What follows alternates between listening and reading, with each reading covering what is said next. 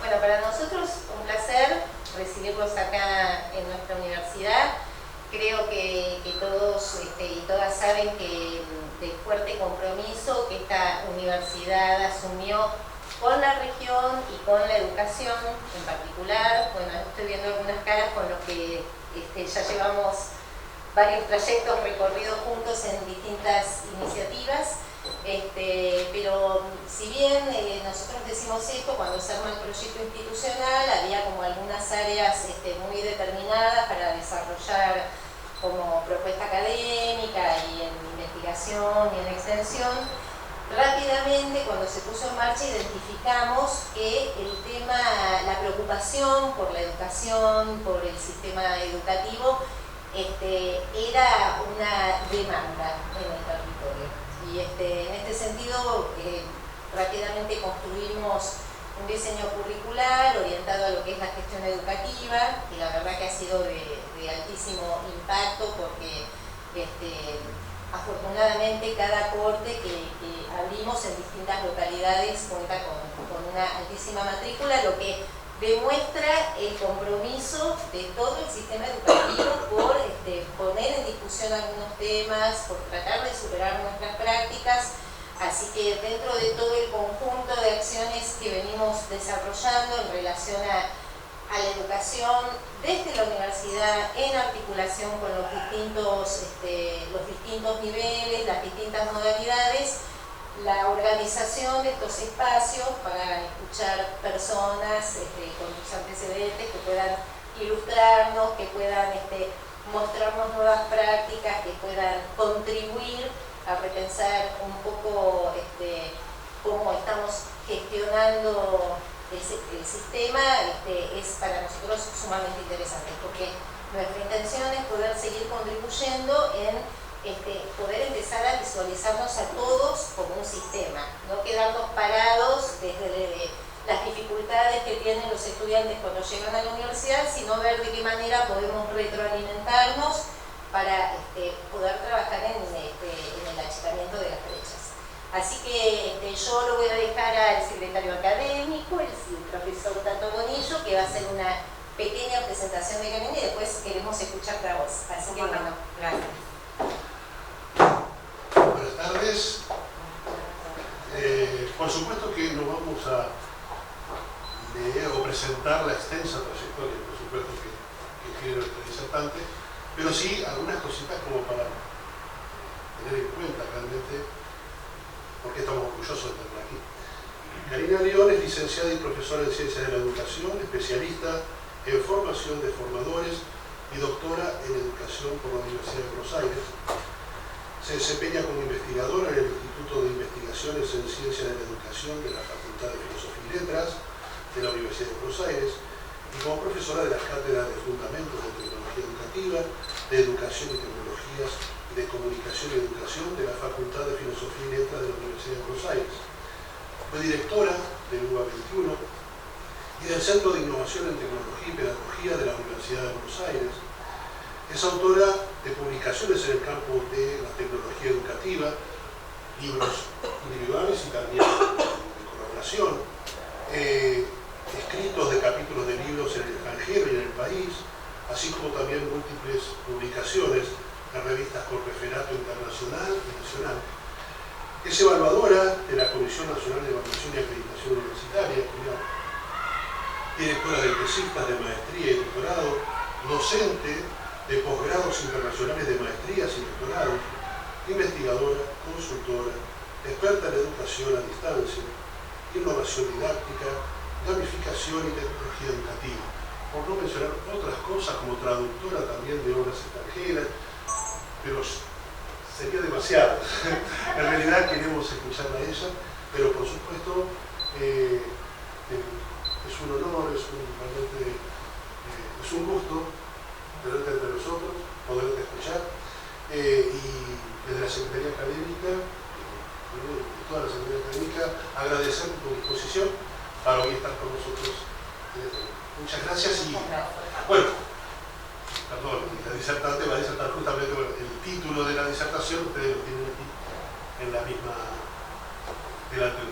Muy bien, muchas gracias. Gracias. Bueno, muchas gracias. Perdón por la demora, fue ajena a mi voluntad, les aseguro. Hubo un inconveniente de esos que no podemos resolver rápido. La idea es compartir. ¿Se escucha bien? Se necesita el micrófono para la grabación, ¿no? Sí, puede ser. Sí. Ok. Bueno, por eso somos tan poquitos que... bueno, mi idea es compartir algunas ideas, sobre todo de las transformaciones, de algunas transformaciones que vienen sosteniéndose por las tecnologías, por el impacto de las tecnologías, en los aprendizajes. ¿Quiénes son los sujetos que hoy habitan nuestras aulas? ¿Cómo aprenden? ¿Qué cambios se produjeron por el desarrollo y por la emergencia de varias tecnologías? Y por tanto, ¿cómo enseñar consecuentemente? ¿Cómo enseñar ante estos impactos, ante estos jóvenes que nos demandan otras clases, otros saberes también, ¿no? A ver si esto funciona bien. Bueno, tengo que estar sentada también por la grabación. No, podemos dar un micrófono. Dale. Así estoy más cerca. Dale, ahí se escucha. Sí, apunto ahí, perfecto. Bueno. Tiene que ser, ¿no es cierto? Con el micrófono sí es mejor para... Sí, para la grabación.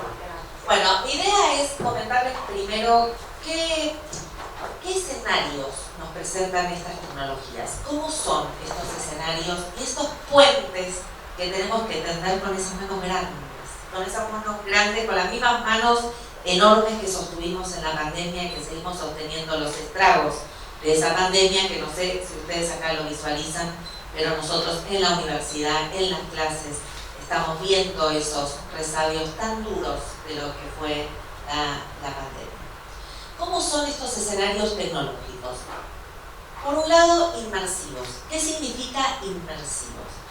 Cuando estamos frente a tecnologías, lo que vivimos es la necesidad de seguir adentro de esas tecnologías. Cuando miramos una serie, nos gusta la serie, hacemos maratón de series. No salimos de esa serie. Lo mismo con un videojuego, queremos pasar al siguiente nivel. Esta inmersión es propia de los escenarios tecnológicos, no solo de la realidad virtual, de los cascos. Las mismas tecnologías están diseñadas para estar adentro de ellas. Nuestro sistema, nuestra educación, no suele ser inmersiva. Nosotros, si recuerdan aquel Brunner cuando hablaba del espiralado, ¿no? Y del currículum espiralado en profundidad, no lo tenemos. Cada vez que yo repienso la currícula, incluso la universitaria, no solo la currícula de media, ¿no? Que es más fragmentada, lo que veo es un currículum que agrega contenidos, fragmenta contenidos y no produce esa profundización que es propia de estos escenarios tecnológicos. En pandemia pasó algo curioso, y es que como tuvimos que ir a lo esencial, esa palabra que olvidamos, ¿no? Pero que fue fuerte en pandemia, tuvimos que decidir qué contenido era elemental, qué contenido era sustantivo, y tuvimos que ir al hueso de los contenidos. Y esto es una idea que las tecnologías tienen de inmersión, que no siempre la pensamos para una clase, para un programa, para un currículum, para una carrera. Ahora, los escenarios tecnológicos también son expresivos. Esta es una idea que a mí me encanta de Elliot Eisner, que es de la década del 90, pero si hoy la pensamos, es esta posibilidad del multilenguaje. Es poder producir, hablar, leer y escribir en lenguajes múltiples. Las tecnologías nos hablan en múltiples lenguajes, audiovisuales, visuales, auditivos, textuales. Muchos años y durante muchos años hemos privilegiado la cultura letrada, el texto, y la tecnología lo que vino a romper es esta posibilidad de una lectura y de una escritura únicas, la posibilidad de construir conocimiento a partir de lenguajes y de una multiexpresividad. Podemos aprender y podemos mostrar que aprendimos a través de un meme, a través de una imagen, a través de un video, a través de un podcast y a través de un texto. Y todas son igualmente valiosas porque de lo que nos hablan es de la diversidad. Y esta multiplicidad de lenguajes es algo que voy a recuperar después. Por otro lado, tenemos aspectos muy complejos en relación con la tecnología. Y cuando hablo de complejos, son complejos realmente. La fragmentación de la información. La información no se encuentra en un solo lugar, compite de alguna manera entre ellas, ¿no? YouTube, Wikipedia, un libro. Las fuentes de información son múltiples, pero a la vez fragmentan esa información. Y nosotros queremos sujetos críticos que además construyan conocimiento fragmentado y distribuido en múltiples canales de comunicación y de información. ¿Cómo puede un sujeto construir e integrar conocimiento? ¿Cómo puede construir conocimiento de esa información fragmentada, distribuida, si no tiene los marcos epistemológicos para hacerlo? Vamos a volver sobre eso en relación con los aprendizajes. Por otro lado, las tecnologías, hay una frase de Steve Jobs que es muy fuerte, cuando él dijo, la tecnología nos tiene que hacer la vida simple. ¿Qué es la vida simple? Que en clic, que las interfaces sean cada vez más sencillas. Si ustedes piensan en la historia de la tecnología educativa, si hay alguien que por supuesto tiene ese recuerdo, es generacional, ¿sí? Pero muchos y muchas de ustedes van a compartirlo, existía el DOS, ¿se acuerdan? Que había algo que era DOS, y el Chasqui, el DOS, ICQ y un montón de cosas. Pero ¿por qué traigo el DOS? Había vida antes de Google, ¿sí? Había vida. Una protovida o como la queramos llamar, pero había vida. Y esa vida que era el DOS, si recuerdan, que había un comando. Si uno no ponía el comando, la computadora no encendía. O te vomitaba símbolos, ¿no? En una pantalla que podía volverse oscura. De eso a Windows y a las interfaces no pasaron muchos años. Y sin embargo naturalizamos. Hoy nadie diría que una carpeta de Windows es una construcción. Es algo que ya naturalizamos. Lo pongo en la carpeta, pongo el drive, hago esto, hago otro. Son todas construcciones. Son todas construcciones que nos hicieron la vida simple. Nos organizan la información, nos permiten comunicarnos más fácil, estamos a un clic de distancia, escuchando a un especialista. Yo podría estar hoy en la charla de YouTube, por el clic, me escuchan, no es lo mismo, les veo las caras, pero eso está a un clic de distancia. Y esto es algo que tenemos que pensar, porque eso que simplifica en el acceso, lo que invisibiliza, que antes no pasaba, son los procesos de construcción del conocimiento. A mayor simplificación en el acceso, más oscuridad respecto de cómo se construye ese conocimiento. Porque es tan fácil el acceso que lo más complejo es entender las mediaciones que se necesitan para la comprensión de toda esa información. Entonces, hay una idea que la voy a ir trabajando espiraladamente que tiene que ver con la opacidad que hoy tenemos respecto a los procesos de construcción del conocimiento en nuestros estudiantes. ¿Cómo sabemos cómo construyen? ¿Cómo construyen conocimiento de esa información distribuida, fragmentada? ¿Cómo jerarquizan ideas? ¿Sí? En experiencias fragmentadas y desmaterializadas, ¿no? Por otro lado, hay algunas tendencias que acá puse algo de Da Vinci, en cada una van a encontrar alguna imagen que me inspira, que son también necesarias de comprender. Hoy estamos con la inteligencia generativa, artificial, con el chat GPT, demonizando, pero también viendo qué usos podemos dar. Y a mí hay una idea que me interesa mucho, que la trae Yuval Harari, que es un historiador, y que él dice que lo que vino a traer la inteligencia artificial generativa, a diferencia de lo que ya ocurría con la inteligencia artificial hace tiempo que está, ¿sí? Desde Turing son años que venimos pensando cómo hacer máquinas inteligentes, celulares inteligentes, ¿no? Sabiendo que la inteligencia es humana. Lo que él dice es que la inteligencia artificial generativa vino a hackear algo propio de la humanidad, que es el sistema operativo humano, que es el lenguaje. Es la primera herramienta que se mete con nuestro sistema operativo, que es el lenguaje. Y lenguaje, diría Vygotsky, pensamiento. Con la predictibilidad que va teniendo esta inteligencia artificial, está interviniendo en algo que nos es propio como cultura y como humanidad, que es nuestro lenguaje. Y por eso estamos prestando atención a estas tecnologías que emergen.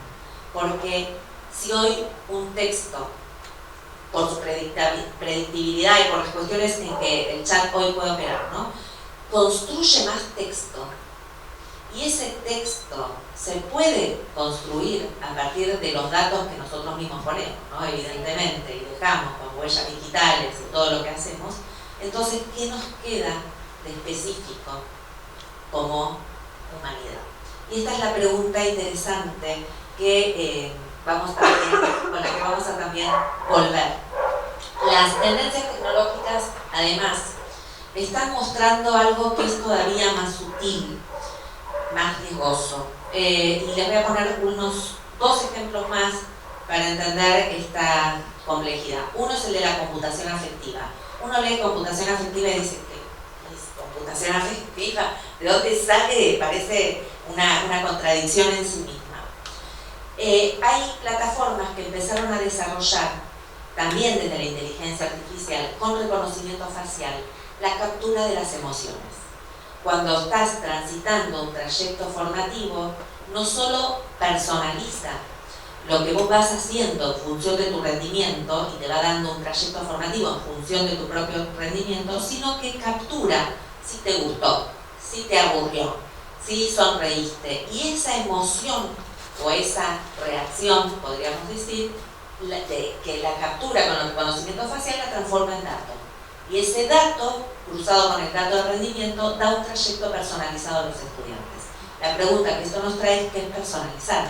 Cuando nosotros hablamos de trayectorias personalizadas, estamos pensando en otra cosa.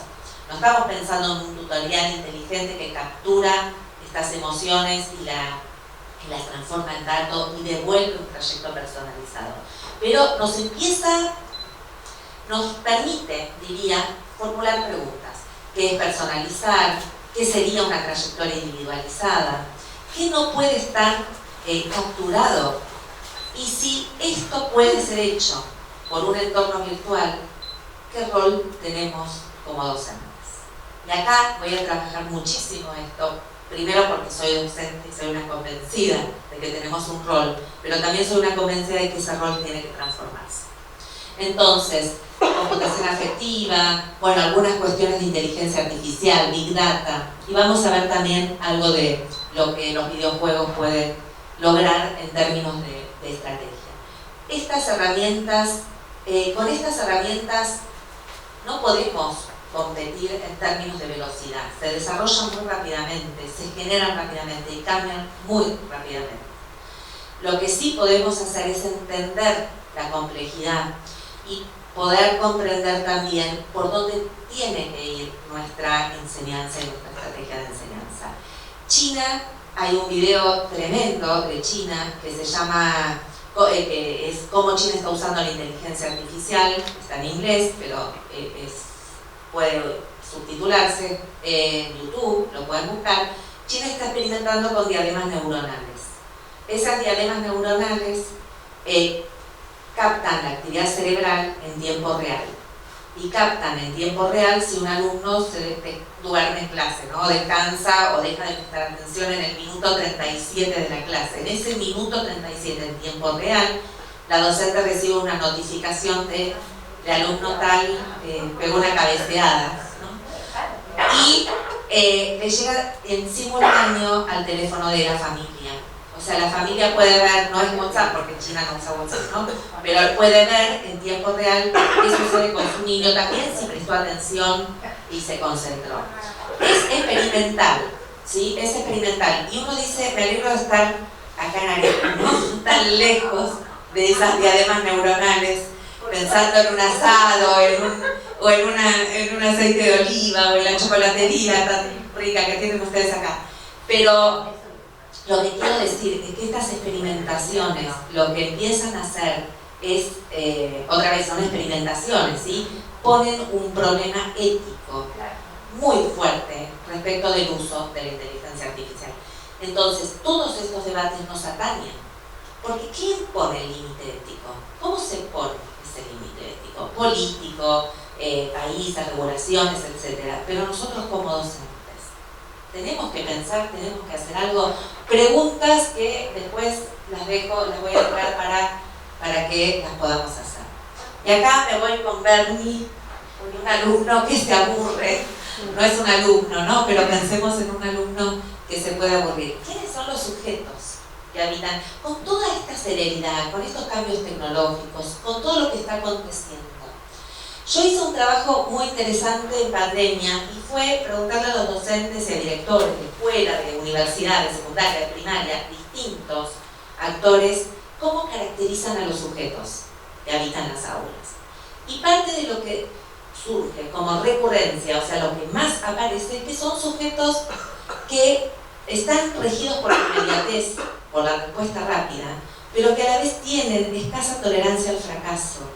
Y esta escasa tolerancia al fracaso, este miedo también al fracaso, está vinculado con un exitismo que es propio de época, ¿no? ¿Quiénes sobresalen? ¿Quiénes son exitosos hoy? Si uno tuviera que definir, o si le pide a sus alumnos que definan a alguien exitoso, no es alguien que está trabajosamente con esfuerzo 6 años en una universidad, y perdón que lo diga, tengo hijos en la universidad, a los que les digo, por favor, terminen sus carreras, terminando esa carrera, ¿no? Quizás es distinto en distintos puntos del país, pero lo que quiero decir es que muchos jóvenes están pensando en cómo la pegan, cómo hacen algo fácil, ¿no? Y cómo sobresalen, qué tienen de nicho, siendo ellos jóvenes, para sobresalir, ¿no? Por ejemplo. El caso, sí, o jóvenes raperos, o gente que está teniendo mucho éxito en cocina, cocinando y teniendo multitudes, gente que sigue en cocina, es gente muy joven, ¿no?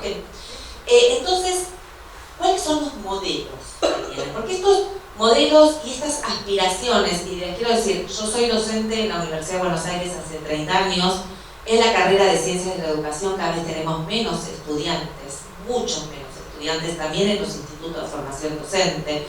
Y cuando yo empiezo a indagar por qué, es porque no es un aspiracional, no es algo a que aspiran. ¿Por qué no aspiran? ¿Por qué la educación no es aspirable, ¿no? La carrera. Entonces, hay cuestiones acá que tienen que ver con rasgos de época, que tenemos que mirar, que tenemos que comprender.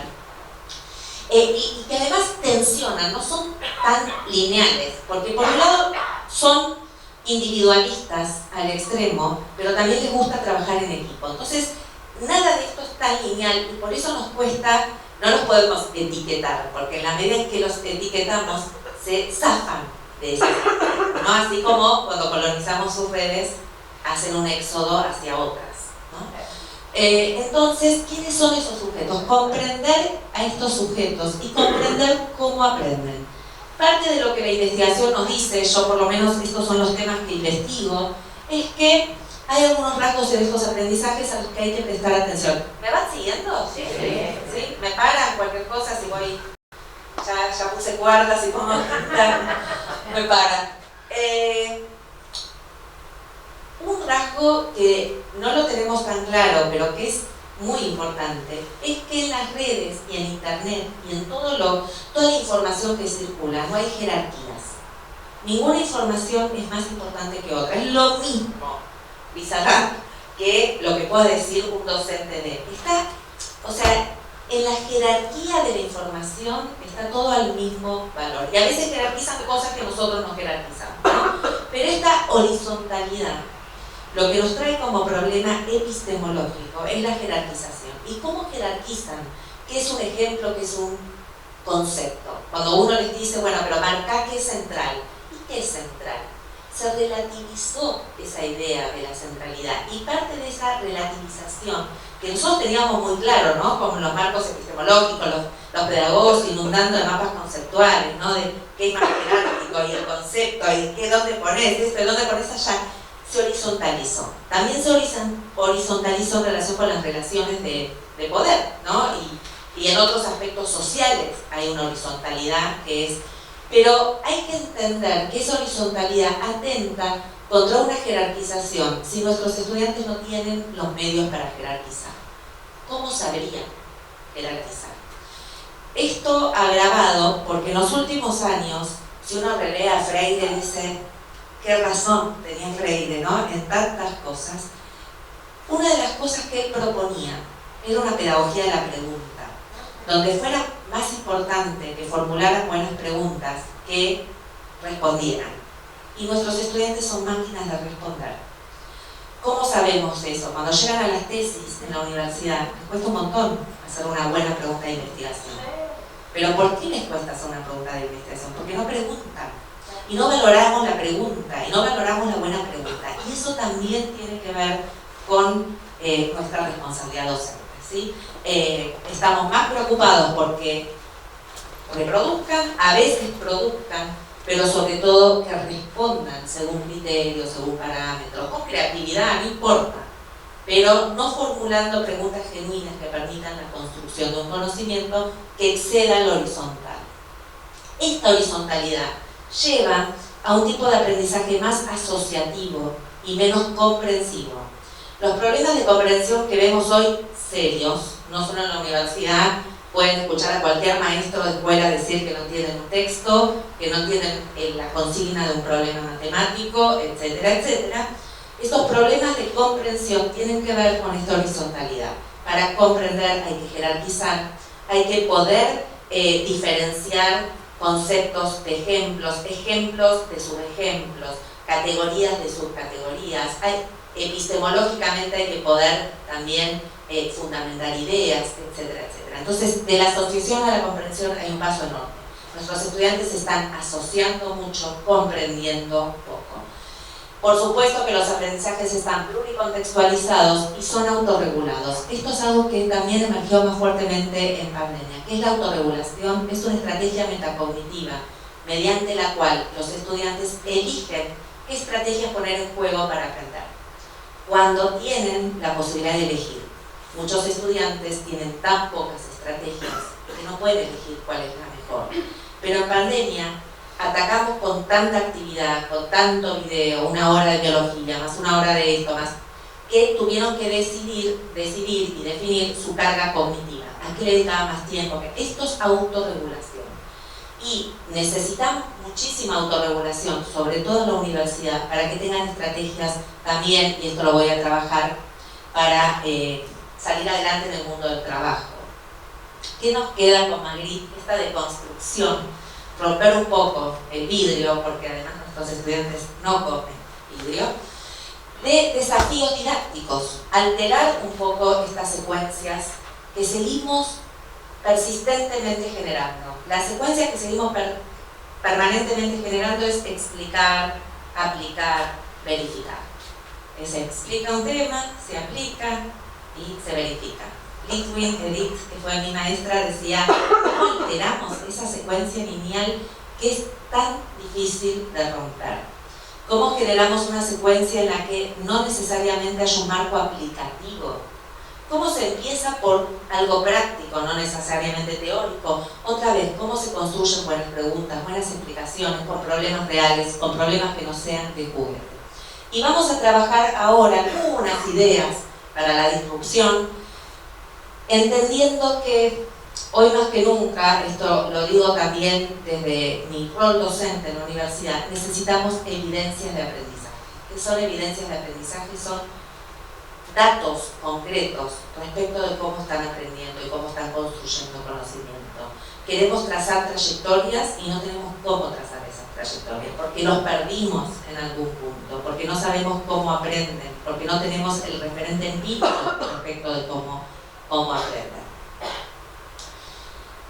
Los desafíos que para mí son más relevantes hoy, lo digo desde mi visión, ¿sí? Podemos después discutirlos mucho, pero son desafíos que también vinculan la universidad con el mundo de la afuera, porque se forma en la universidad para un mundo cambiante que les exige cosas que, y perdón, lo voy a decir bastante poco político, adquieren en el mercado negro. El mercado negro no es la universidad, son videojuegos, es todo lo que la universidad no les da, ¿no? Pero es como un mercado negro donde adquieren experiencias que no entiendo por qué no se las podemos favorecer en términos de habilidades. ¿Qué piden hoy en el trabajo? Sujetos creativos, sujetos autónomos, que tomen decisiones, que sepan trabajar en equipo, que tengan iniciativa, que tengan proactividad, pregunten. No solo en empresas, también en escuelas, también en otros lugares, ¿no? Se pide sujetos que piensen, que sean críticos, que sean creativos, se pide mucho. ¿Dónde se forman esos sujetos? ¿Dónde toman decisión? ¿Qué decisión toma un alumno que no decide su escuela su jardín, muchas veces sí decide la universidad, pero no decide el currículum, no decide los contenidos, no decide su grupo de clase, sí decide sus amigos, decide algunas cosas, pero decide poco. ¿Qué autonomía tiene? Otra vez, ¿dónde formula alguna pregunta relevante? ¿Dónde construye conocimiento para esa vida, para seguir aprendiendo a lo largo de la vida? ¿Qué herramientas le dan autonomía y autoestima? Porque en muchos casos, no sé acá, en muchos casos, pero sí lo viví dirigiendo UBA21, ¿no? Que tenía contacto con todas las carreras, o el CITEP, que tenía contacto con todas las carreras, que hay facultades que hasta destruyen la autoestima de los estudiantes. Y lo digo, sin ningún, por eso lo dije también a decanos, a secretarios académicos. O sea, un alumno que entra con todos sus sueños a estudiar una carrera y a lo largo de su vida universitaria lo único que recibe son palos, ¿no? Y no huellas de por qué le va mal. No entiende a veces por qué le va mal, por qué fracasa. ¿Qué herramientas le estamos dando para que sobreviva en el peor de los casos, darwinísticamente, pero además para que tenga herramientas para aprender y para querer quedarse en la universidad? Perdón, y naturalizado por los adultos. Sí. Porque la UBA te forma y te naturaliza, es decir, lo básico, el CBC, Sí. naturaliza que estés y que te Totalmente. traten mal. Es Totalmente. terrible lo que Es te traen de tremendo. joven. Sí, es tremendo. Yo ahora tengo mi hija menor, mi hijo mayor es actuario, no sé si es una carrera que acá se dicta, es una carrera Bueno, bueno, Buenos Aires. difícil, y naturalizó el maltrato, ¿sí? Yo le decía, ahora que es docente, porque le dije, te volvés a la universidad lo que te dio, no seas igual que tus docentes. Tengo una hija estudiando ciencias biológicas en Exacta, a la que la tratan genial, está muy bien, la quieren, o sea, la quieren, tratan bien. Y tengo a mi hija menor, digo, porque son tres carreras muy diferentes, en diseño gráfico, en FADU, ¿no? Que es arquitectura, donde está haciendo el CBC y le tachan los dibujos con una maldad. Porque también hay muchos docentes arquitectos y no diseñadores. Claro, bueno, no importa, pero ella vuelve a casa después de haberse quedado a las 2 de la mañana haciendo su dibujo y su dibujo viene tachado, roto, porque una línea estaba mal, ¿no? Y yo, ¿qué le contesto? Tenés que sobrevivir al CBC. Y sobrevivir a estos docentes. Pero no es una respuesta que a mí me deje bien. Yo quisiera a esos colegas decirles, ¿qué les pasa? ¿No? ¿Qué les pasa con los sueños de sus estudiantes? Pero es como que también está naturalizado, ¿no? Está bien visto, porque así aprenden, ¿no? Entonces, Para la vida. para la vida. Que marca nivel, marca estatus, ¿sí? Sí, totalmente. Rechazar continuamente alumnado Sí. marca estatus en la Bueno, carrera. desaprobar en ingeniería es algo, digo, me he peleado, ¿no? Con los ingenieros diciendo, ¿cuál es la idea de no aprobar? A ver, que habla más de ustedes que no. Bueno, todas esas cuestiones tienen que ver con esto, qué experiencias significativas generamos en el paso de la universidad. El paso de la universidad, y hoy teniendo otra vez lo que fue la pandemia, está trayendo alumnos un poquito menos maduros también, si hay que decirlo, yo lo veo, lo estudio, porque estudio todos estos temas, que tienen todavía menos fuerza de sobrevivir a esto, ¿no? Entonces, las preguntas que yo me hago tienen que ver con dónde toman decisiones, qué experiencias significativas les damos, cómo generamos autoestima y autonomía para que puedan seguir estudiando, para que puedan seguir aprendiendo, para que puedan seguir transformando la sociedad. Porque en algún punto lo que perdimos, y quiero decirlo también con todas las letras, es la conexión entre la universidad y la sociedad. En algún momento la escuela como institución, estaba ligada a un proyecto político educativo que era formar al ciudadano. En algún momento de la historia eso se perdió. Y hoy, ¿qué sería formar al ciudadano? ¿Qué sería formar un ciudadano crítico, digital, responsable, comprometido con sus tiempos, que transforma, ¿no? Para eso, algunas ideas que por lo menos para mí empiezan a ser relevantes. En esta maraña que es compleja, otra vez, todos los temas que yo les estoy trayendo no son temas que son ajenos, los viven ustedes, los vivo yo, los que somos docentes hace tiempo venimos experimentando también cierta desazón, ¿no? De cómo movernos, de cómo motivarnos, de cómo hacernos partícipes en las clases, de por qué nos siguen demandando la explicación todo el tiempo, ¿no? Y si no es para no hacer nada, y esas preguntas que uno se termina de hacer. Aprovechar varias cuestiones. Una de ellas es la multiexpresividad, dar lugar a expresiones distintas, dar lugar a creaciones distintas en las que todas tengan valor. Pueden hacer un trabajo con un trailer, pueden hacer un trabajo con un meme, pueden hacer un trabajo de hacer una serie, hacer un guión, resolver un problema, hacer un ensayo, y todo eso puede ser valioso en esta idea de una multialfabetización. Necesitamos realmente diferenciar trayectos formativos con datos. Necesitamos ver qué aprendieron, qué entienden, qué comprenden y no qué asocian y repiten. Hay un reduccionismo, hablando de la naturalización que vos traías. Hay algo más que naturalizamos en algún momento, y es que aprender es rendir. Este reduccionismo. Entonces el sesgo no es de la inteligencia artificial, el sesgo es didáctico. En algún momento nuestra didáctica se sesgó y empezamos a entender que si un alumno rinde bien es porque está aprendiendo, y no. Sabemos que no, pero avanzamos, casi que fingimos demencia, ¿no? Y decimos, bueno, no, pero se sacó un 10, ya está, probó, que siga. No, y quizás no entendió nada, supo cómo resolver. Y esto nos trae con resolución de problemas reales, con la espiralación o la inmersión, quizás decidir menos temas. Yo estoy casi militando un currículum minimalista de menos temas, y viendo que muchos de estos temas están en las redes, circulan por allá, temas valiosos que si no los ven en la universidad y no los ven con nosotros, no los ven o no los comprenden en ningún lado, o si los ven, corremos el riesgo de malas comprensiones. Son pocos temas, pero fundamentales. Eso es casi imposible, vos lo sabés bien, en el ámbito universitario. Nosotros estamos en este momento reformando planes de estudio. Lejos de achicar las horas, sí, se agranda. Nada, terminamos después de la discusión sumándole 500 horas sí. más. Y vos decís, no, la reunión era sí. para que redujéramos. Esto pasa en todos lados, que los cambios de planes, primero que se discuten cada 15, 20 años, ¿no? Con una lentitud que no se puede creer, pero ya cambió todo, ¿no? Cuando decidimos un plan ya no es. Pero además, esto de agregar horas es un tema, pero también tiene que ver, y esto hay que entenderlo, quizás porque vengo de externo lo puedo decir, como estas estrategias de poder, que nadie renuncia a nada, ¿no? Esta cuestión de no voy a renunciar porque este es mi campo, y es tan importante, y entonces es más importante la física que el arte o que, no sé, la educación física, ¿no? Y todos los campos son importantes, y en todo se puede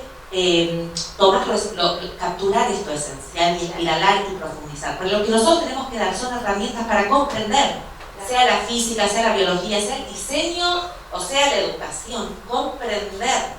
Y se comprende con poco, no se comprende con mucho. Con mucho se asocia, otra vez, estamos reproduciendo el modelo de Internet, Big Data. Cuando la tendencia es a Small Data, poca información valiosa epistemológicamente que dé herramientas para comprender y seguir aprendiendo, y el resto que lo sigan aprendiendo. Pero nos cuesta renunciar, porque nos cuesta renunciar a lo que nos parece que es todo fundamental, ¿no? Perdón, en sí. otros países del mundo son menos, es mucho más chica las carreras. Sí, totalmente. Universitarias, como por eso tienen el éxito de egresados. Totalmente. Ahora, ¿cuándo nos vamos a poner a pensar ingeniería, por ejemplo? Que hay uno por año. ¿No se puede poner a pensar que no sirven más que se reciban 20? Claro. Bueno, que al país le reciben más 20 ingenieros, no uno. Sí, totalmente.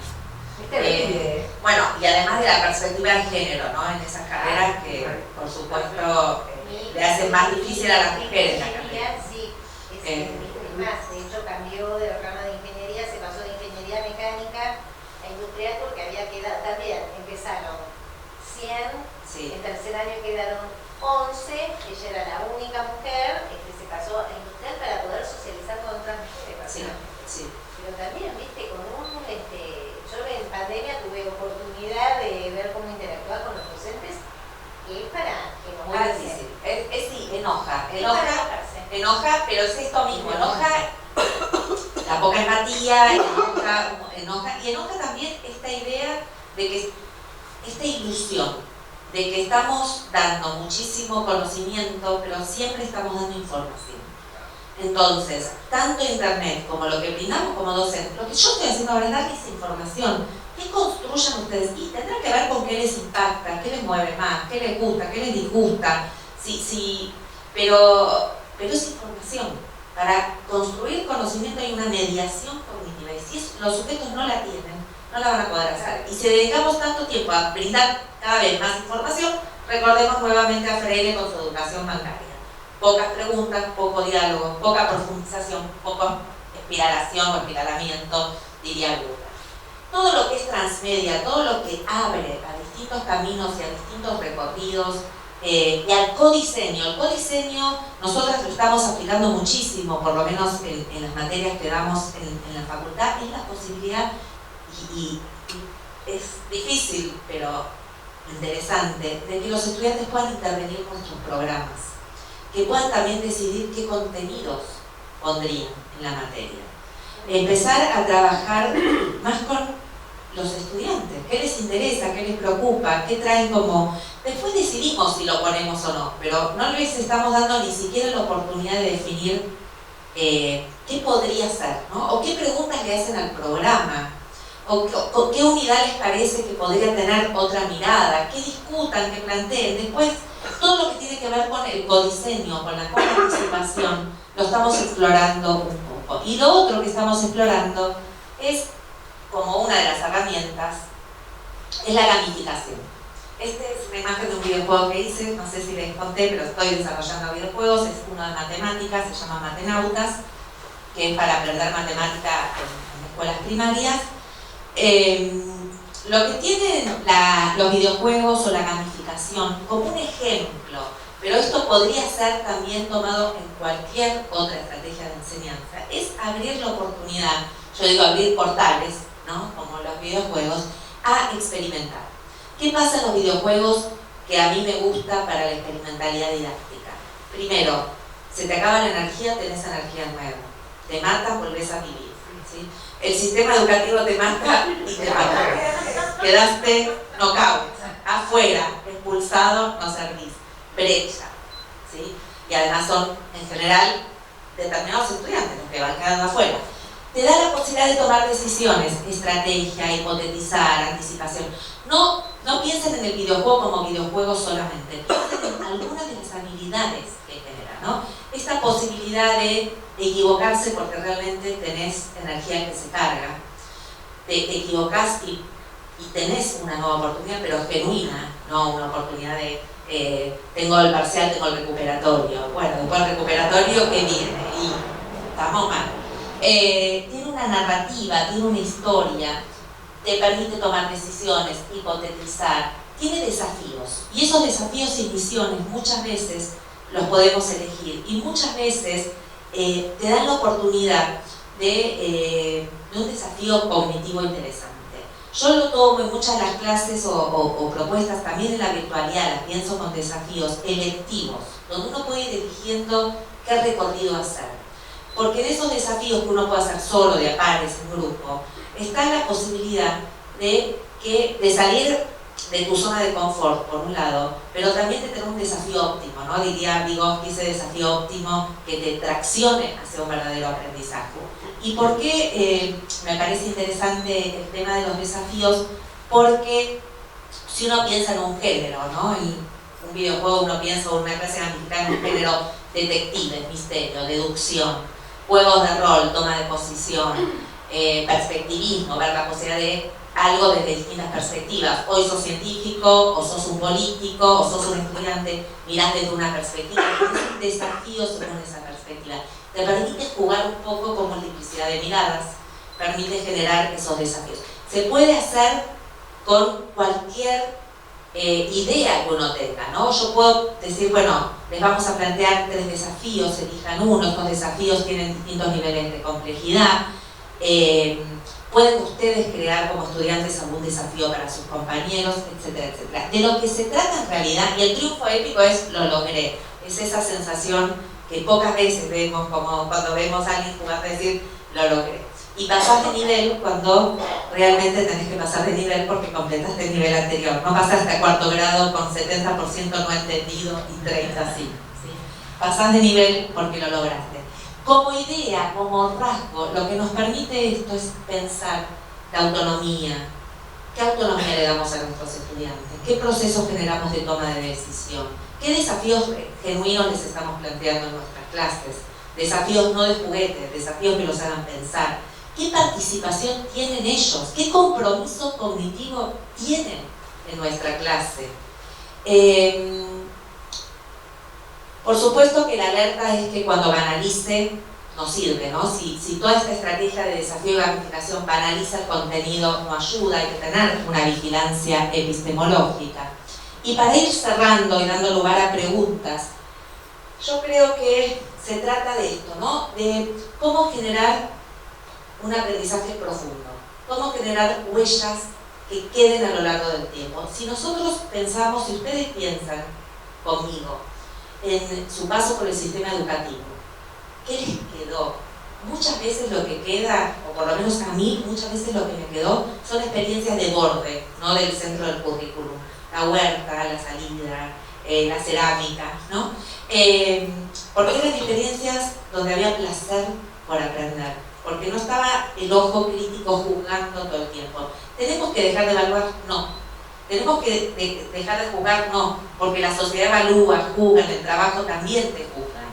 Pero tenemos que educar ese ojo ilustrado, diría Eisner, educar para que esa evaluación sea también parte del aprendizaje, donde también les demos qué criterios estamos teniendo en cuenta para evaluar, donde ellos también puedan tener una participación en su propia evaluación, donde la experiencia que vivan en clase valga la pena. ¿Por qué lo digo? Cuando volvimos de la pandemia, tuvimos estudiantes que era la primera vez que pisaban la facultad. Seguramente a ustedes también les pasó. Los 2 primeros años, ese primer año en pandemia, venían a la facultad. Y hubo mucha resistencia a volver presencial, por lo menos en muchos estudiantes, hubo una movida enorme de estudiantes que hicieron como un manifiesto de por qué había que seguir virtual y no presencial. En ese manifiesto decía que era una pérdida de tiempo, que perdían un montón de tiempo para llegar a la universidad y que después era una pérdida de tiempo porque el docente lo que hacía era repetir lo que decía el libro. Y yo les doy en eso la razón. Si estoy 1 hora en tren, porque tenemos estudiantes que vienen de lejos, en nuestro caso, si están 1 hora en el tren leyendo el texto, cuando llegan a clase lo que ven es el docente recitando ese mismo texto que leyeron, ¿cuál es el sentido de la clase? Entonces, la pregunta acá es, ¿qué experiencias estamos dando que no estén en ese libro, que no estén a un clic de distancia, que no sean sobresimplificadas, que generen valor para nosotros como docentes y valor para ellos como estudiantes? Me parece que se trata de esta transferencia lejana. La transferencia lejana es a largo plazo, no es lo que yo di y pueden rendir, es lo que yo di y me cruzo a ese estudiante años después y comprendió una idea, 1 o 2, que le permitieron entender el sentido de esa materia en el plan de estudio, el sentido de esa materia en su profesión, el sentido de esa materia en su vida, digamos, ¿no? Esa experiencia que transforme es un horizonte que me gustaría dejar. Producción auténtica, preguntas relevantes, experiencias significativas. Cierro con esta frase de Méliès que me encanta y es: ¿qué mundo vamos a dejarles a nuestros hijos? Un mundo que tiene poco diálogo, poca empatía, poco respeto por el planeta, un mundo difícil que estamos transitando, pero además, ¿qué hijos vamos a dejarle a nuestro mundo? ¿Qué hijos universitarios, egresados, vamos a dejarles a este mundo para que este mundo también tenga un sentido para ellos? Hasta acá llego con las reflexiones.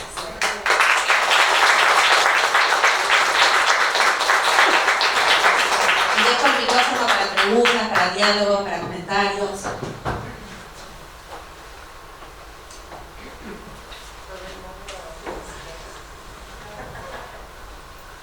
Ideas, lo que quieran decir.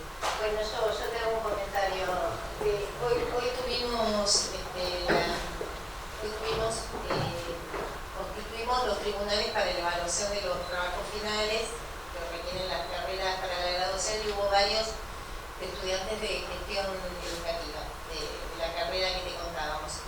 Y bueno, en línea con esto de repensar las cosas, uno de los trabajos que presentaron hoy tenía que ver con el tema de las dificultades que encuentran los chicos por ahí para identificar en las carreras que ofrecen las instituciones de la región, carreras que se ajusten a lo que ellos desean estudiar.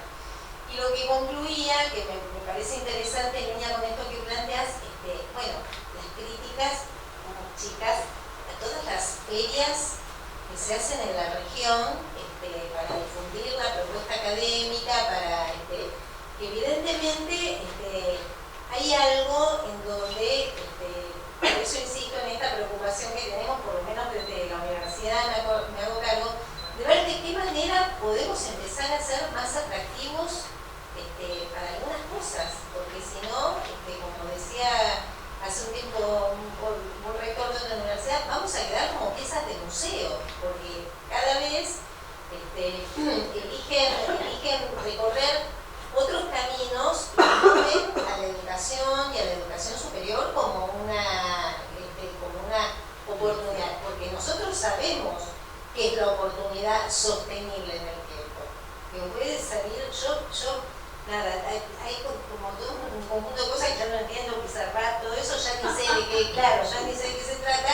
Yo creo que la apuesta sigue siendo por la educación, pero tenemos verdaderamente que repensar algunas estructuras, algunos formatos, porque no estamos pudiendo llegar a comunicar el mensaje que queremos comunicar. Bueno, el secretario académico les propuso el desafío a estos estudiantes que piensen, estuviste en UNICEF, la pregunta, claro, porque vinieron con la crítica y digo, bueno, ¿qué pensaron hacer? ¿Se quedaron así? Bueno, claro. Son creativos. Sí, exacto. Ya está, avancen, piensen en otras cosas, pero creo que la clave es esto, cómo poder generar alguna instancia de seducción como la generan los videojuegos para que quieran seguir consumiéndolos verdaderamente. Lo que pasa, perdón, es difícil, Silvina, porque vos pensás inicial, es muy difícil cambiarle la cabeza a este chico que en la universidad se anime a preguntar, cuando a nivel inicial no pregunta. Sí. Porque yo creo que el problema son los diseños. Sí, de todas maneras. Es el diseño que para mí, yo soy inspectora de psicología, para mí el diseño tiene que ver con, me pauta como docente qué es lo que tengo que hacer en este periodo, en este periodo, en este periodo. El del niño no hablo, el estudiante. Eso es verdad, pero en la universidad que tenemos libertad de cátedra, tampoco lo hacemos. Claro. Entonces, pero se mezclan muchas cosas. Vuelvo a decir, hay una idea de para estudiar en la universidad el imaginario es que lleva muchos años, ¿sí? Y no es un imaginario, es una realidad, porque hay carreras muy largas, ¿no? Entonces, La carreras que además se extienden entre 2 y 3 años de su duración. además, totalmente. Además, porque muchos trabajan y además la extienden y las exacto, más la secuencialidad, más un montón de temas que sabemos, porque quienes trabajamos en política curricular saben que es un problema. El tema de las horas es otro problema, nadie resigna contenido, cuando lo primero que habría que decir es, decime de tu programa, ¿qué está de más? No, es de menos, porque en mi programa de más no hay nada, no hay un texto de más. Todo sirve, todo, pero para esto lo puedes leer, decime realmente qué querés que aprendan.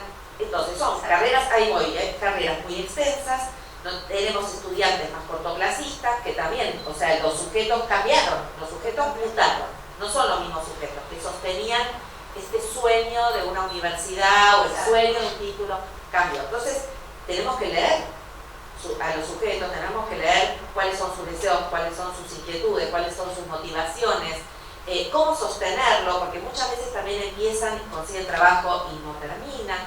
O sea, hay un montón de dinámicas que cambiaron. La universidad tiene que repensarse también, pero tiene que repensar su sentido, es lo que yo decía antes, su sentido, qué experiencias ofrecemos, qué valor tiene estudiar en la universidad para un joven hoy, ¿no? Y vuelvo a decirlo con dolor, en el caso de la carrera de educación, estamos viendo que ni siquiera es cuando vos preguntás a jóvenes o vas a las escuelas y decís, pero educación, ¿para qué voy a estudiar educación? ¿Qué voy a ser maestro? ¿Qué voy a ser docente? ¿Qué voy a ser profesor? Y te lo mira y te mira con una cara de horror que vos decís, sí, soy profesora. Lo que quiero decir es sostener en el tiempo. Para ello está difícil. Para nosotros resignar está difícil. La combinación es catastrófica, no hay un diálogo. Preguntar harían ellos? Ofrecer ellos las carreras a otros. ¿Qué ofrecerían? ¿Cómo venderían la carrera que estudiaron? ¿A quiénes irían a vender esa carrera? ¿Qué dirían? Y quizás hacen un rap, y quizás hacen un trailer, y quizás hay otra estrategia que vende distinto, vende entre comillas, ¿no? ¿Vos querías decir algo? No, yo quería, en el caso mío yo trabajo en dos niveles, trabajo en secundaria y en nivel superior. En nivel superior un instituto técnico en la ciudad de Luján y en secundaria en Capilla del Señor. Yo veo que en secundaria, que es lo que conozco, el problema de estos últimos años es la priorización de otros contenidos que no son educativos, que se le ha metido a la institución escuela o a la institución escolar, que tiene que ver con cuestiones sociales, ¿sí? Intrafamiliares muchas veces, que tienen que resolver día a día. Hoy, por ejemplo, yo salí de la institución y tenemos un caso de abuso importante entre dos alumnos compañeros del banco. Y ese tipo de problemas quita y hacen un decano muy importante para aquellos docentes que históricamente, vamos a decir así, eran del porcentaje de los más creativos, los más audaces. Me refiero en el sentido de buscar didácticas nuevas y un montón de prácticas que fueran valiosas por ahí en la búsqueda. Algunas resultaban y otras no, pero había una movida importante. Y en el caso del nivel superior, no sé qué pasa con los institutos de enseñanza de ciencias de la educación o de profesores y demás. En el instituto técnico sigue habiendo una cuestión de élite. Ellos se consideran, los docentes, se consideran que forman una élite. Yo tengo en el instituto donde trabajo carreras desde turismo hasta análisis de sistema de programación, y en las dos últimas carreras tenemos serios problemas al momento de discernir en qué contenidos sí y qué contenidos no. Tenemos también la ampliación de piden más horas, si le pedimos trabajo para acompañar a los alumnados, le dan más trabajo todavía, nos llenan de libros y decimos, bueno, pero la bibliografía para este tipo de gente principiante es muy alta, deberíamos bajar este nivel, no el nivel académico, sino el nivel desde el texto, que tenga otro tipo de vocabulario, que tenga un poco más de cercanía a ellos. Y no, cada vez vuelan más alto. Sí, igual hay cosas muy sencillas como la comprensión. El tema de la comprensión, Que es un gran problema. que es uno de los problemas centrales que hoy tenemos desde chiquitos hasta llegan a la universidad, y uno va culpando al nivel anterior, pero en realidad somos todos, ¿no? Parte de este sistema donde es complejísimo, pero los problemas de comprensión que hay no se están tomando como problemas relevantes. O sea, si es un problema en el que hay coincidencia, que no comprenden los textos, ¿por qué seguir atiborrando de contenidos y de texto que no se entienden? ¿Por qué no trabajar qué implica comprender un texto literario, qué implica comprender un texto científico? O sea, esas capacidades, esas habilidades. A la hora que se le pregunta ese habilidades. tipo de cosas, dice, bueno, no, a mí no me corresponde. Sí. No, dijiste la palabra clave de la pregunta que te quería hacer, Karina, respecto de, creo que hay una dicotomía que a veces ha avanzado un poquito más, a veces un poquito menos, pero por lo menos yo también vengo del nivel secundario, y el enfoque de competencias, el hecho de trabajar con habilidades que superen los contenidos y que puedan realmente generar condiciones de aprendizaje en diferentes contextos, de puesta en acto de ese conocimiento en el mundo del trabajo, en el mundo social. Creo que en general podemos decir que a lo largo del tiempo no se logra incorporar definidamente y terminamos navegando en a veces cuestiones más híbridas y a veces en ausencia de ese desarrollo de capacidades. No sé, en la escuela que trabajaba decíamos que las capacidades eran menos perecederas que los contenidos, más allá que hay contenidos que son durables, pero en términos de darle otro tipo de herramientas. Totalmente. Lo mismo las herramientas tecnológicas, porque cuando a mí me pedían capacitación de, por ejemplo, darnos herramientas, yo me negué siempre a dar herramientas, porque dije, siempre vas atrás, y además la herramienta cambia muy rápidamente, pero lo que no cambia es esto, ¿no? ¿Qué habilidades? Esto de la autonomía en la toma de decisiones, que puedan hipotetizar, abstraer, salir de lo concreto, la capacidad de búsqueda, la capacidad de formular, vuelvo a decir, una buena pregunta que después se les pide en una tesis, y cuando vos ves las tesis, yo como jurado, como directora de tesis, digo, pero esta pregunta ya está preguntada. Claro.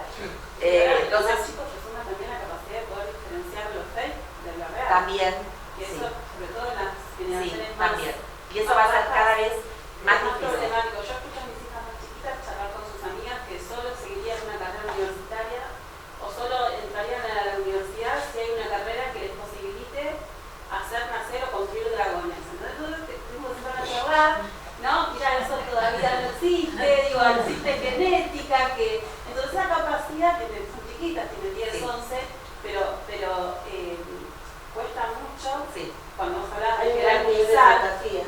No, Sí, pero también la esto de también. jerarquizar. Entonces, conviven en las redes, en las plataformas con un montón de cosas, de bombardeos, pero no está jerarquizado. Entonces, bueno, esto de poder jerarquizar, diferenciar, me parece que también es... También, y hay algo que trabaja, hay un coreano, Chul Han, que Sí. es muy crítico de todo, Sí. pero en uno de sus libros, así chiquitito, que creo que yo lo tengo digital, si lo necesitan después se los paso, se llama Infocracia, que es el gobierno de la información. Él como que pone, bueno, es extremista, ¿no? Pero tomando el caso de China, yo creo que no hay nada extremista, ¿no? Cuando uno ve ese video, realmente no hay... Yo lo vi y enseguida lo que me vino a la cabeza fue Foucault, fanático de Bergkamp, pero digital. Y los chicos muy sumisos, Totalmente. pensaron un aula grande. Padres que autorizan a que sus Sí. hijos Los chicos realicen ese resumidos con el experimento. casco, Totalmente. que se prenden los colores. Sí. Era vigilar y castigar. De Foucault, o sea, de la Foucault modernidad. a Deleuze, que Pero- el Podata de la sociedad de control, Sí. él justamente la hipótesis de Deleuze, cuando que toma Foucault y va más allá, es que Sí. pasamos de sociedades disciplinarias a sociedades de control, donde Claro. hoy las tecnologías te controlan todo, ¿sí? Porque además en China, mientras están con las diademas, les hacen el test de si necesitan algo médico, si están bien de glucosa, ¿no? Porque les hacen el escáner. Y tampoco usan tarjeta de crédito porque ya pagan con reconocimiento facial, hace años que no usan tarjeta de crédito. Entonces, es una sociedad donde tu cara ya es como tu dato, tu vida. Y el coreano Chul Han, con lo de la infocracia, lo que cuestiona es la idea de democracia. Sí. Que esto es fuerte, Sí. porque ¿qué es una democracia hoy cuando son los datos los que gobiernan, donde las noticias no Nada son privado, tales, nada nada es privado, no hay diálogo porque hay odios, la gente responde al toque si se siente lastimada o herida o algo sin escuchar, sin entender. Pedimos aprendizaje colaborativo y para aprender colaborativamente lo primero es el respeto. Es entender qué es lo que el otro te quiere, entender el aporte de tu compañero. Si no lo pueden hacer, ¿qué es aprendizaje y colaboración? El drive no es un aprendizaje y colaboración. Pero Yo perdón, se los tiro en la cabeza, perdón, pero cada vez que un docente me dice, uso drive. No, vos no haces nada, usás drive. pero en eso creo que también tenemos en general los sistemas la falla de que pedimos eso pero no lo enseñamos. Exacto. O sea, tal de hecho, cual. también una profe colega hace un tiempo me planteó un dilema que me encantó, que era salir del trabajo en grupo al trabajo en equipo. Y nosotros lo tomamos como un objeto de enseñanza y un objeto de aprendizaje. Entonces, hay como muchos supuestos en los cuales navegamos. Y después otra vez a un te nivel de piden que trabajen superficialidad. en equipo, porque hoy te piden un trabajo en equipo, colaborativo, pero donde otra vez donde se aprende, ¿no? El respeto, la empatía, la escucha, o sea, siempre está que prevalezca una opinión por sobre otra, ¿no? Luchas de poder también en los equipos chicos, o sea, es muy complejo. Yo quería preguntarte al respecto de Sí, esta, sí. la opacidad de los procesos, porque me parece que la opacidad de los procesos afecta mucho a nuestro cuerpo docente, Sí. o sea, poner al desnudo esos procesos para quienes viven, inclusive nosotros mismos, sumergidos en esa inmediatez y además de alguna forma celebrando la inmediatez por esto que tiene de sencillo, todo el Silicon Valley que va a entrar, ya que estamos con el coreano amigo, porque me parece desafiante como docente tratar de poner al descubierto los procesos que me parece cada vez más lejanos. Bien, es buenísima tu pregunta. Hay un libro que es maravilloso de Perkins y otros autores que se llama Haciendo visible el pensamiento, que da varias estrategias. Pero al principio es poner en voz, en palabra, qué están haciendo cuando hacen algo, ¿no? Y que ellos mismos en la universidad lo pueden hacer. ¿Qué estás haciendo? ¿Estás repitiendo? ¿Estás produciendo? Cuando producís un texto, empezar a ver qué habilidades se ponen en juego y teniendo en cuenta algo que no es la taxonomía de Bloom, pero que sí refleja el tema de las habilidades, que muchas veces sin darnos cuenta damos consignas, que todas, aunque sean las consignas distintas, apuntan al mismo tipo de habilidades. diversificamos las habilidades que generamos. Entonces, revisar esas consignas, pensar qué se pone en juego en esas consignas, si realmente son diversas o no, es parte de la estrategia. Y también entender que hay habilidades más sencillas y otras más complejas. Clasificar es una habilidad sencilla. Si pedimos una clasificación es sencilla, se aprende en el jardín, conjunto lo que va junto. Definir es compleja. ¿Cómo sabemos que la habilidad es compleja? Cuando una habilidad tiene en sí misma subhabilidades, para definir tenés que abstraer, tenés que sintetizar. Ya, cuando tienes subhabilidades adentro es más compleja. Entonces, entender qué estamos pidiendo cuando pedimos un trabajo y que ellos mismos puedan ir visibilizando qué estrategias ponen en juego cuando aprenden. Es empezar a visibilizar esto que la tecnología opaca, ¿no? Porque buscar información y ya pensar que no es enojarnos con el chat o enojarnos con Google o enojarnos, porque ellos tienen otros intereses y además son otros intereses año luz nuestro, porque el dato, ya lo dijo Castells en finales de la década del 90, es la nueva mercancía económica, ¿no? Se opera con el dato, no vamos a ganarle a este extraccionismo de datos.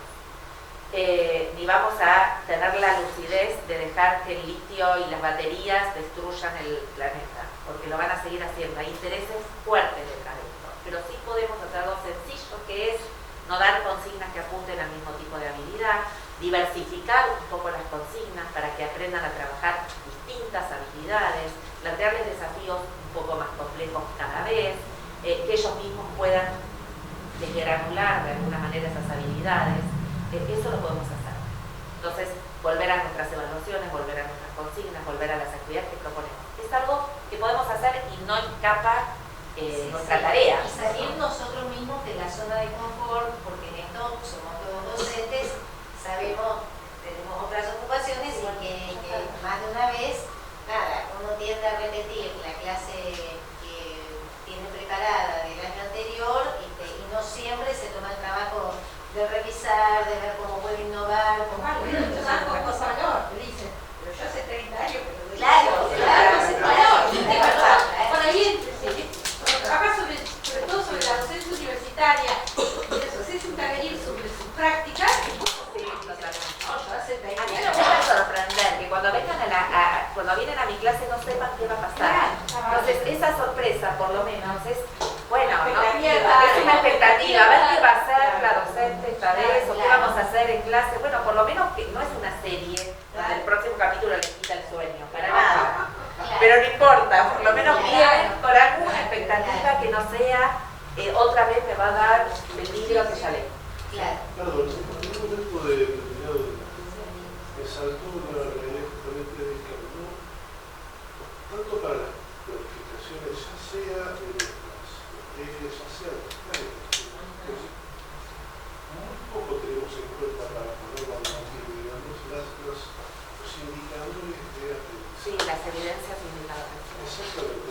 Exactamente, no nos podemos decir, y muchas veces confundimos esos indicadores. Exactamente. Porque ponemos como indicador la asociación, por Totalmente. ejemplo, que entiende perfectamente entonces, o bien, los chicos se enganchan, pero eso es un indicador de motivación, pero no necesariamente. Exactamente.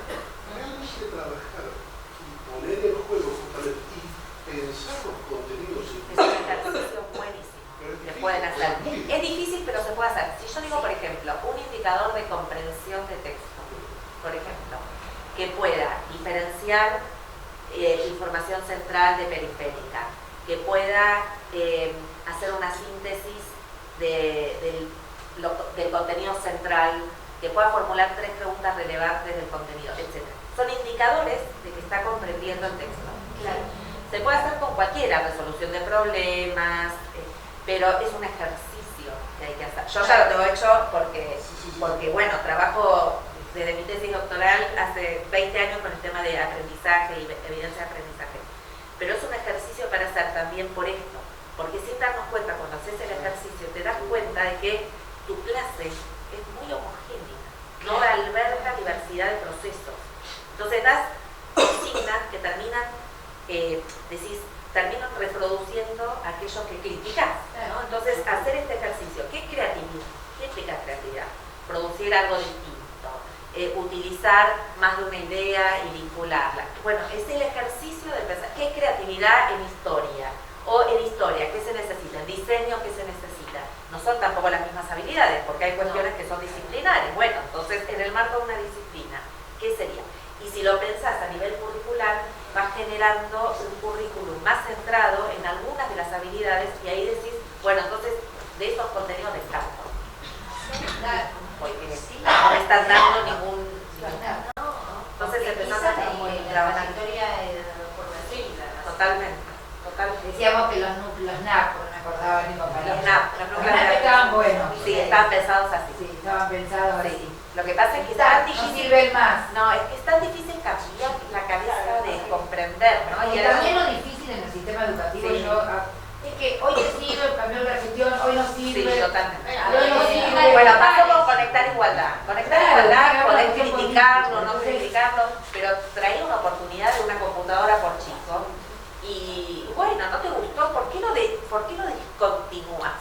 ¿Entendés? Seguilo, pensalo distinto. Uruguay en eso es un ejemplo, está bien, es un país, digamos, que la provincia odian, que digamos, es chiquito, sí. Pero a pesar de los cambios de gobierno, continúa una política. Sostuvo una política, claro, pero hay una política de Estado que no cambia por el gobierno, se mantiene. Y hoy Uruguay nos lleva, yo te digo, estuve viendo la formación en Ceibal, yo conozco mucho en Uruguay, por el plan Ceibal y lograron cambios realmente, pero porque sostuvieron una política. Por ejemplo, yo siempre me van a escuchar escuelas promotoras logró cambio verdadero. Nosotros estos años, ahora, no se mide nada. No se mide nada, no sabemos si el chico sabe, si no sabe, y todo lo que se hizo anteriormente, con toda la falencia que pudo haber tenido. La escuela promotora fue extraordinario, ¡pum! No sirvió.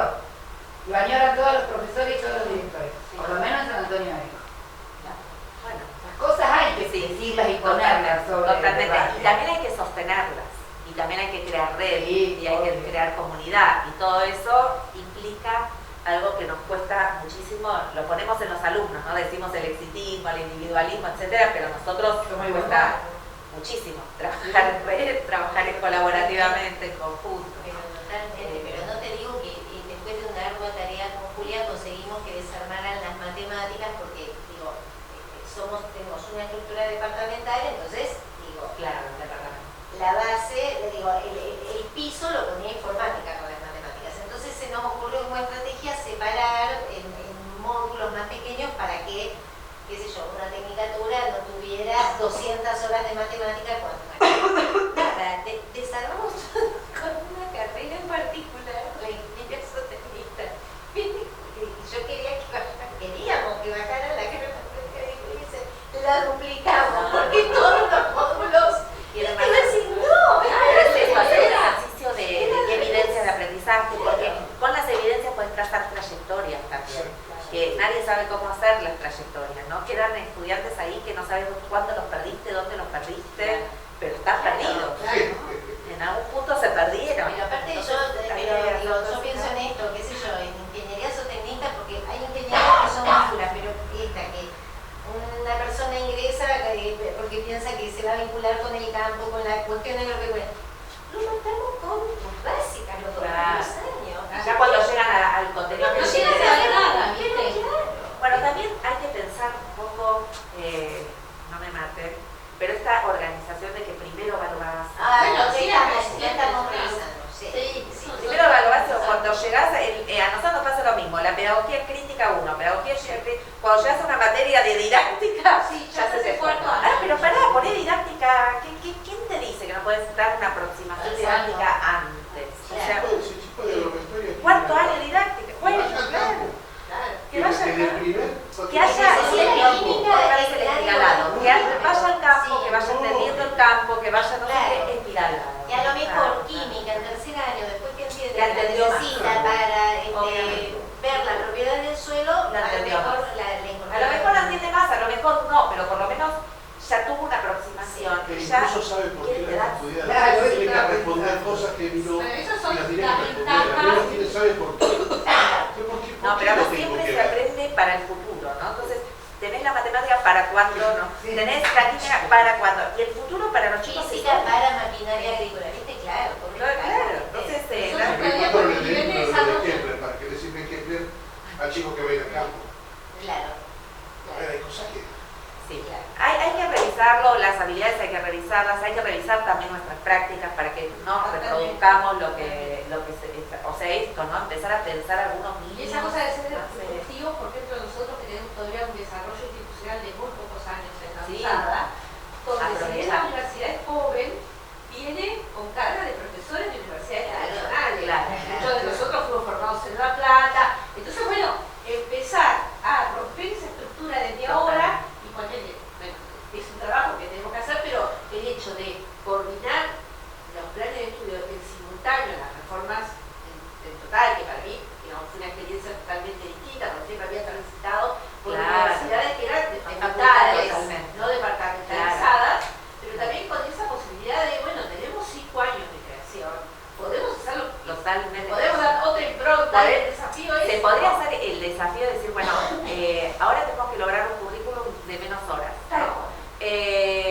No de más. No lo vamos a hacer, pero hagamos el ejercicio de pensar, cada uno en su materia, qué habilidades está generando, qué sacaría, qué agregaría, que no está hoy, pero todo lo que agregás es a costa de sacar algo. O sea, hacer el ejercicio, empezar a ver qué sucede, ¿no? Con eso. Y empezar a decir, bueno, ¿y qué habilidades, qué ejercicios das? ¿Cuáles son qué propones en clase, ¿no? ¿Qué les estás dando para pensar, para crear?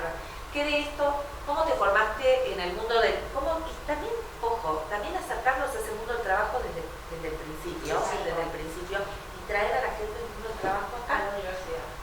Empezar a trabajar más porosidad, ¿no? En esta idea de, bueno, trae a alguien que realmente afronte un problema cotidiano. Entonces, el problema no lo traes vos como docente, el problema lo trae Luis. Luis viene del campo, trabaja desde yo.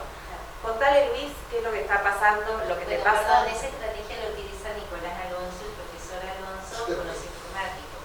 Eso, bien. Allá vamos. Perdón. Sí. Yo estudié Ciencias de la Educación en Rosario. Siempre te recuerda a una profesora, Susana Copertari, que era la que nos traía todo esto de tecnología. Y de ahí te recuerdo, una vez en el Normal 2 que fuiste. Bueno, soy de Arrecife, de acá de la provincia de Buenos Aires. También estudié acá de licenciatura, siempre me acuerdo también de Natalia, también como referente nuestro, acompañándonos. También psicopedagogía en Pergamino, y acá tengo la profesora y hoy inspectora. Ya quedaste bien con todas. Ahora puedes preguntar. Tenés derecho a preguntar. Valoro todas estas relaciones, estos vínculos. Y yo me quedé pensando en una frase que vos nombraste, que dijiste: lo que simplifica invisibiliza los procesos de construcción de conocimiento. Y hoy pensaba también que siempre lo prescriptivo nos invade en todos los niveles, porque es verdad. Y lo que debemos hacer, y por ejemplo nosotros, yo trabajo en secundaria y en superior, en las reuniones de TAIM, que son los talleres que ya los conocen, hacemos con los profesores tratando de interpretar cuáles son las motivaciones y los intereses que tienen los estudiantes cuando van al campo, cuando viven esas experiencias y esas vivencias en la práctica docente. Porque a veces en los espacios curriculares que tenemos hay determinados contenidos que ya están caducos por estos diseños curriculares de antaño, en inicial y en primaria, que los conocemos muy bien, que son los únicos que no se reformulan, porque sí, inicial, primaria, secundaria en distintas áreas, pero el de inicial y primaria está amarillo, ya creo, ¿no? Algunos dirán que sí, otros que no. Algunos contenidos obviamente subsisten y son necesarios, pero otros se tienen que seguir reformulando. Y me quedé también con esto de reconocer esas motivaciones que hemos comentado, esos intereses de los estudiantes para también una frase que vos nombraste y que dijiste, experiencias significativas, y esto de trayectoria individualizada. Por eso me quedé como para seguir pensándolo, reflexionando, porque es lo que vivimos hoy en día y lo que está perfecto que nombramos. Que vengan a la universidad y que vivan una universidad que valga la pena,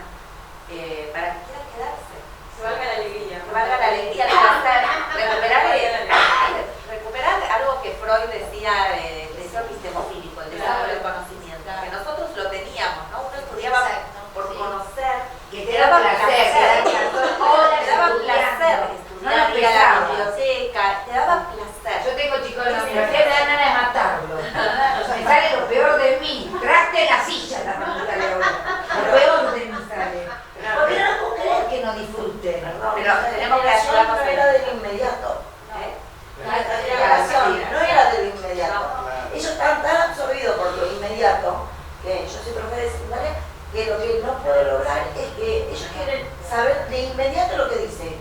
No interpretan, vos se lo tenés que decir porque lo quieren saber ya, en forma inmediata. Pero no quieren investigar o intentar deducir qué se quiere decir en esa pequeña redacción que tienen de matemática. Es corto. No quieren interpretar Bueno, por nada eso de lo quizás que si dicen. lo pones en un juego de misterio, detective, hay que descubrir una incógnita. Para esa incógnita le empezás a hacer como un escenario, ¿no? Sí, se perdió la X. Sí, de todo lo que vos hablabas, todo es mucho. Por eso digo que es lo que les la sombra es la inmediatez que quieren tener. Sí, pero porque en realidad... si es mucho, lo quieren reducir. Léelo vos, decime lo principal. Y a lo mejor no tenés tiempo. Sí, el resumen. Y vos tampoco no tenés El tiempo. Vos resumen tenés del libro de la novela, tampoco lees una novela. Y el comentario común de todos los que charlamos es la inmediatez. Sí. Pero esto no lo vamos, a ver, tampoco podemos ser tan testarudos, Claro, de pensar, no, claro, vamos a modificar. No, pero tenemos como Son rasgos de época. Es el rasgo de época. Nosotros tenemos que leer para poder informar. Totalmente. Y además ibas a millones de bibliotecas porque tampoco tenías, y buscabas en el medio. Muy bien. La nostalgia sirve para... Sí, pero la realidad no vas a cambiar. No. Entonces, ser testarudo, perdón, que sea así un poco bruta cuando digo las cosas, pero ser testarudo tampoco ayuda. Esa nostalgia nos sirve, la melancolía, para entre nosotros, ya te acordás que íbamos a una biblioteca, estamos 10 horas para encontrar un libro, que encima la bibliotecaria, capaz no van a estar 10 horas buscando tampoco la información. El primer link que encuentran, ya está. Van a ir yo cuando dirigí UBA 21, los docentes me decían, pero vos viste que van había una página paralela, ¿no? El mercado negro de los exámenes de UBA 21. No era solo el rincón de vago, había una página y colgaban exámenes anteriores. Entonces yo decía, pero tienes ya todos los exámenes y ahora ¿qué hacemos? Haces otro examen. ¿Cuál es el problema? No, pero viste, ya tú haces otra, viste, bueno, nada, a ver, ya está. No van a dejar de ir, si los exámenes están colgados. Si vos fueras estudiante y tenés los exámenes colgados, no vas a ir a los exámenes colgados, déjame, vas a estar, no voy a ir, no sé qué está, pero no lo creo. Exacto, bueno, está bien. Lo que digo es, no vamos a cambiar ni que no vaya, ni que no le pregunten al chat GPT, no lo vamos a cambiar. Lo que sí tenemos que cambiar es nuestras expectativas. Aparte nosotros ahora también podemos usar chat GPT para hacer exámenes. Además. No, bueno, hay una frase de nuestro proyecto institucional que invito siempre a leer que dice esto, bueno, las cosas pasan, los rasgos de época quedan, entonces el punto es cómo nosotros poder anticiparnos para saber qué hacer con eso, porque comparto con vos, sentarnos sobre, a llorar sobre el estudiante que fue hace 20 años, bueno, eso ya pasó, esto está pasando ahora, bueno. Ni siquiera los de hoy van a ser los de mañana, van a encontrarse cada vez más. Seguramente fue. Ahí está el tema. Bueno. Es una construcción de un docente más activo, No, más totalmente. pensando. Pero vivimos de ilusiones. Exacto.